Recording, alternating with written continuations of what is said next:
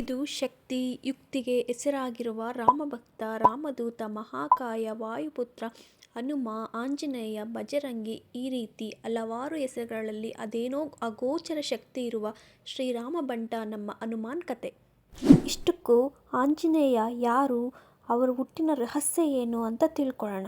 ಅದಕ್ಕೂ ಮುಂಚೆ ನೀವು ಇನ್ನೂ ನಮ್ಮ ಚಾನಲ್ನ ಸಬ್ಸ್ಕ್ರೈಬ್ ಮಾಡ್ಕೊಂಡಿಲ್ಲ ಅಂದರೆ ಸಬ್ಸ್ಕ್ರೈಬ್ ಮಾಡ್ಕೊಳ್ಳಿ ಮತ್ತು ಈ ವಿಡಿಯೋನ ಕೊನೆ ತನಕ ನೋಡಿ, ಇಷ್ಟ ಆದರೆ ಲೈಕ್ ಮಾಡಿ. ಹಿಂದೆ ಗೌತಮ ಮಹರ್ಷಿ ಮತ್ತು ಅಹಲ್ಯೆಗೆ ಅಂಜನಿ ಪುತ್ರಿ ಎಂಬ ಹೆಸರಿನ ಮಗಳಿರುತ್ತಾಳೆ. ಅಂಜನಿ ಪುತ್ರಿಯನ್ನು ವಾನರ ರಾಜರಾದ ಕೇಸರಿಗೆ ಕೊಟ್ಟು ಮದುವೆ ಮಾಡಿಕೊಡುತ್ತಾರೆ. ಅಂಜನಿ ಪುತ್ರಿ ಮತ್ತು ಕೇಸರಿಗೆ ಮದುವೆಯಾಗಿ ಬಹಳ ವರ್ಷಗಳಾದರೂ ಮಕ್ಕಳಿಲ್ಲವೆಂಬ ಕೊರಗಿರುತ್ತದೆ. ಈ ಬೇಸರದಿಂದ ಅಂಜನಿ ಪುತ್ರಿ ಒಂದು ದಿನ ಮಹಾಶಿವನಲ್ಲಿ ಮೊರೆ ಹೋಗಿ ತಪಸ್ಸನ್ನು ಮಾಡ್ತಾಳೆ.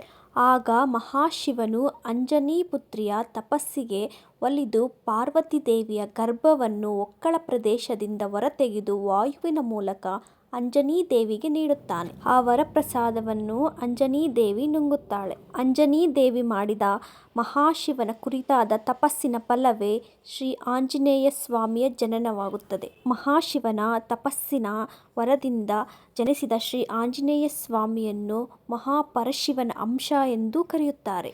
ಇದಿಷ್ಟು ಆಂಜನೇಯನ ಜನ್ಮ ರಹಸ್ಯವಾದರೆ, ಆಂಜನೇಯನ ಹನುಮಂತ ಅಂತಲೂ ಕರೀತಾರೆ. ಹನುಮಂತ ಅಂತ ಯಾಕೆ ಕರೀತಾರೆ ಅಂತ ಮುಂದಿನ ವಿಡಿಯೋದಲ್ಲಿ ತಿಳ್ಕೊಳ್ಳೋಣ.